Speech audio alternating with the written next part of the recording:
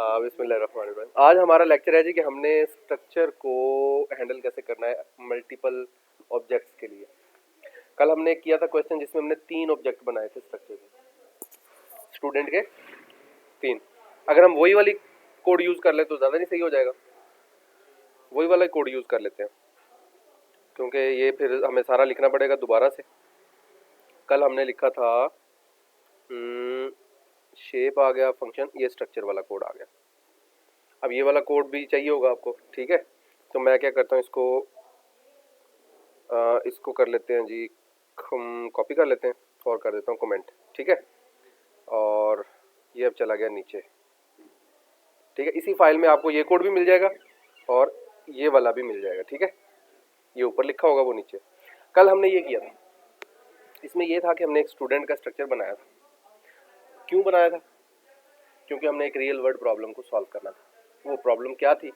वो प्रॉब्लम ये थी कि हमारे पास क्लास के अंदर फ़र्ज़ करें कि 20 स्टूडेंट हैं, लेकिन कल हमने 3 को हैंडल किया था, सिर्फ आमिर, असद और अजमल को। लेकिन अगर 20 स्टूडेंट है तो 20 में से टॉपर कौन है? तो हम स्टूडेंट से पहले डेटा क्या ले रहे थे? देखिए ना, टॉपर आप फिर ही बताओगे जब आपके पास कोई डेटा होगा। अब मेरे पास पहले डेटा उसका ये है कि जी उसका रोल नंबर, उसका नेम और उसके मार्क, ठीक है। 3 उसकी डिटेल ली हमने और मार्क्स की बेस पे हमने बताया कि जी फलां बच्चा जो है वो टॉपर है, जिसके मार्क्स सबसे ज़्यादा है टॉपर। अब हमने ये किया था 3 लोगों के लिए, कल किया था 3 लोगों के लिए। पहले आमिर की डिटेल ली, रोल नंबर और मार्क्स, फिर असद की डिटेल ली, फिर अजमल की डिटेल ली, ठीक है। फिर उनमें से इफ़ लगा के फिर हमने चेक कर ली। लेकिन फ़र्ज़ करें अभी 3 स्टूडेंट नहीं है, स्टूडेंट बढ़ते जा रहे हैं, 40 हो गए। 40 का कैसे करेंगे? फिर इसी तरह ऑब्जेक्ट बनाएंगे, तो बड़ा कॉम्प्लेक्स हो जाएगा मसला। इसकी हम बनाएंगे अरे। क्या बनाएंगे? हम बनाएंगे एरे लॉज, स्टूडेंट की एरे बनाएंगे।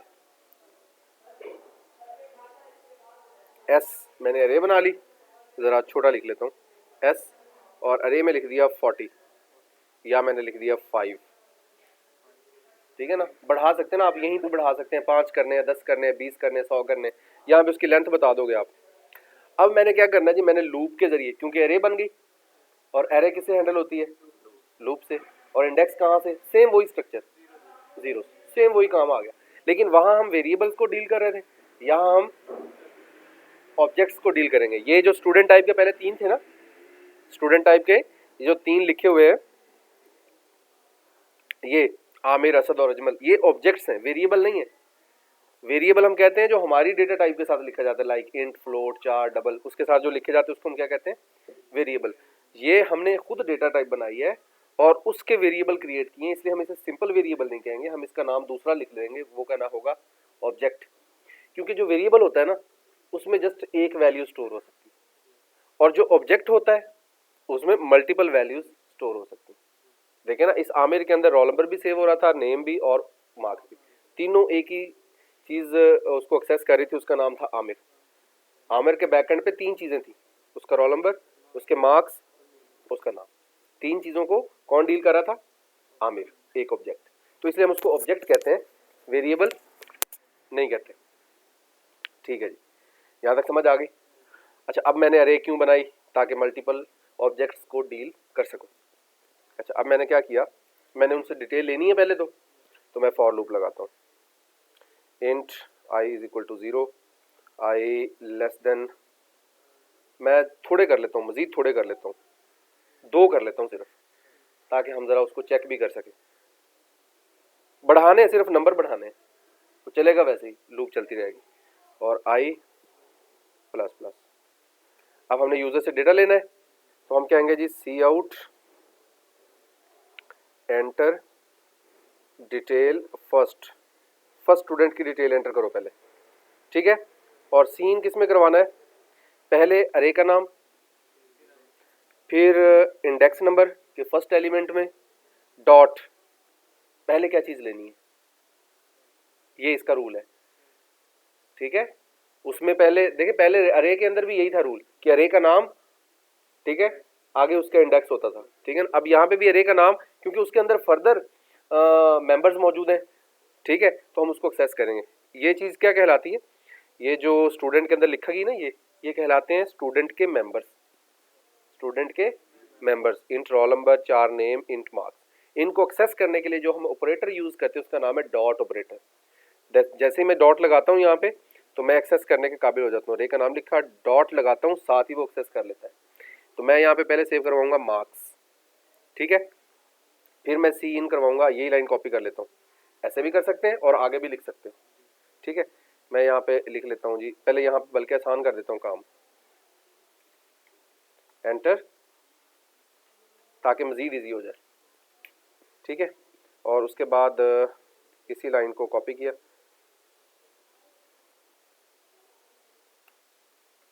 ठीक है। मार्क्स के बाद क्या ले लेते हैं जी, रोल नंबर, ठीक है। और सीन कर दें किसमें, अरे डॉट रोल नंबर, ठीक है। देखिए मैंने नाम एंटर करवाया ही नहीं, हालांकि लिखा ज़रूर हुआ है। अगर मुझे ज़रूरत पड़ेगी तो मैं यूज़ कर लूँगा, नहीं तो मैं यूज़ नहीं करूँ। मैंने यूज़ उसे नहीं किया। दो चीज़ें आ गई, यहीं पे मैं चेक कर लेता हूँ, ठीक है। मैंने ऊपर एक वेरिएबल डिक्लेयर कर लिया, साथ ही int topper is equal to -1, ठीक है। मैंने वो पुराना रूल यूज़ किया, अगर आपको याद हो तो हमने यूज़ किया था ये सिलेक्शन सर्च में भी यूज़ किया था और बाइनरी सर्च में भी यूज़ किया था चले कोई नहीं, खैर है। तो यहाँ पे हमने ये इसलिए यूज़ किया कि ये इंडेक्सेस जो है ना वो 0 से स्टार्ट होते हैं। यहाँ हमने लिख दिया -1, -1 इंडेक्स नहीं होता एरे का। तो अरे कहाँ से स्टार्ट हो रही है, 0 से। अरे कहाँ से स्टार्ट हो रही है, 0 से।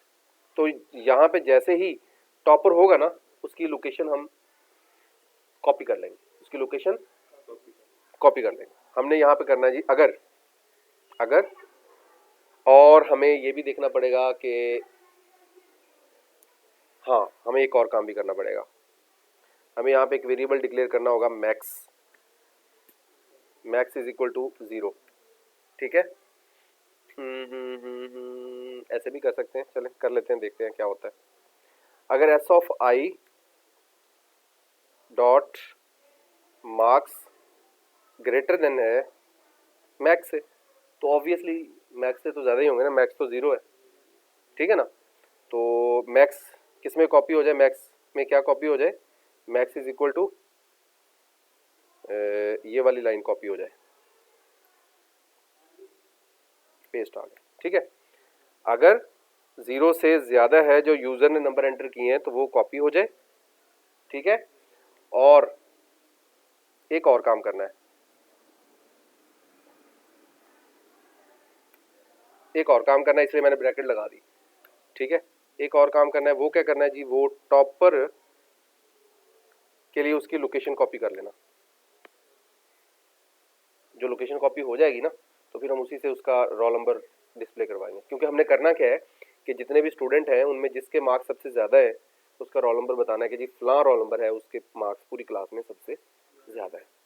तो यहाँ पे होगी क्लियर बात, है तो परेशान करने वाला ही, लेकिन चलें कोशिश करेंगे, एक दफ़ा और रिवाइज करेंगे इसको। ठीक है जी। और इसके बाद हम यहाँ पे कर देंगे जी cout, just cout कर देते हैं। वो क्या करना है जी, S of top dot roll number, ठीक है चलो मैं एक बार इसको रन कर लूँ फिर समझाता हूँ। टॉप पर, ओके जी, ये हमारा कोड हो गया है। अभी सिर्फ कितने स्टूडेंट्स का डेटा ले रहे हैं हम, 2 का।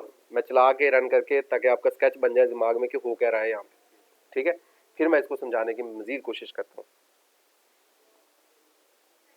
इंटर मार्क्स मैंने एंटर कर दिए जी, 80 मार्क्स है, ठीक है।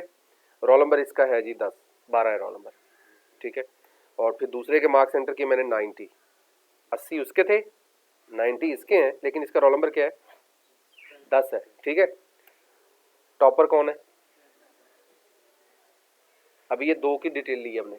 चले मैं अभी एक और काम कर देता हूँ, अभी मैं 5 की डिटेल कर देता हूँ।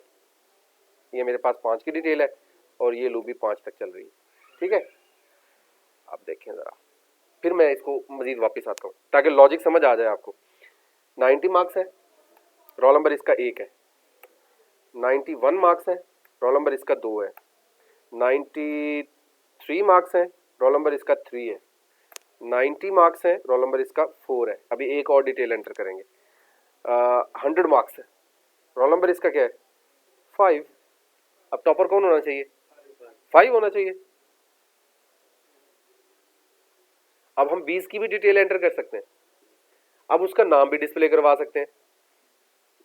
कहाँ पे चक्कर करना पड़ेगा, एक तो हमें नाम लिए नहीं है सबके, नाम लेंगे तो हम लोकेशन उसकी कॉपी कर चुके हैं, लोकेशन हम यहाँ पे कॉपी कर चुके हैं। फिर उस लोकेशन को हम यहाँ पे टॉपर का रोल नंबर डिस्प्ले किया, वहां फिर उसका नाम भी डिस्प्ले कर सकते हैं। अब यहाँ पे हुआ क्या, इस गेम के अंदर पूरा क्या हुआ है, इसमें ये लूप चल रही है। लूप चलने में ये हुआ है कि हमने सबसे पहले उसके मार्क्स लिए, रोल नंबर लिया और इफ स्टेटमेंट लगा दी। सिंपल वाले हम करते रहे, मैक्सिमम नंबर फाइंड आउट करना ना। मैंने फर्ज कर लिया कि मेरे पास जो सबसे ज्यादा मार्क्स हैं वो 0 है। अब उससे ज्यादा पीछे की तरफ तो कोई नहीं जा सकता ना, उससे ज्यादा तो हमने ऐड ही नहीं करने अपने पास। तो अगर 0 से ज्यादा है, यानी यूजर ने एंटर किए और वो 0 से ज्यादा है, और जाहिर बात है फर्ज करें आप 2 मार्क्स भी ऐड करेंगे ना तो वो भी 0 से ज्यादा ही होंगे। अब हमारे पास मैक्सिमम कौन आ गया 2 नंबर वाला सबसे टॉपर है। अब उससे अगले की डिटेल एंटर की, उसने एंटर कर दिया 90। अब 2 वाला तो गया, क्योंकि हमारे पास 90 वाले की डिटेल आ जाएगी।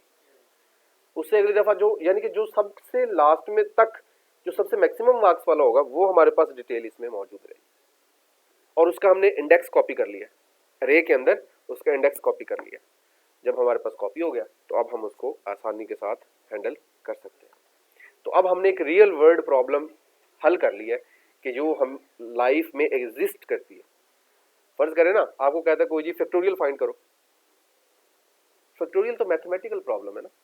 कोई कहता जी एकेडमी का सॉफ्टवेयर बनाओ, ये एक रियल वर्ल्ड प्रॉब्लम है। कोई कहता जी स्कूल के लिए सॉफ्टवेयर बनाओ, कोई कहता जी बैंक के लिए सॉफ्टवेयर बनाओ, ये एक रियल वर्ल्ड प्रॉब्लम है। तो रियल वर्ल्ड प्रॉब्लम में हमें ये स्ट्रक्चर हेल्प करता है। किस तरह हेल्प करता है, ये कहता है ऑब्जेक्ट्स बनाओ, क्योंकि एक ऑब्जेक्ट की मल्टीपल चीजें आप सेव कर सकते हैं। अभी चूंकि हमने डेटाबेस भी नहीं पढ़ी, तो डेटाबेस में एक एंटिटी का कॉन्सेप्ट होता है, एंटिटी बेस काम हो रहा है, ठीक है,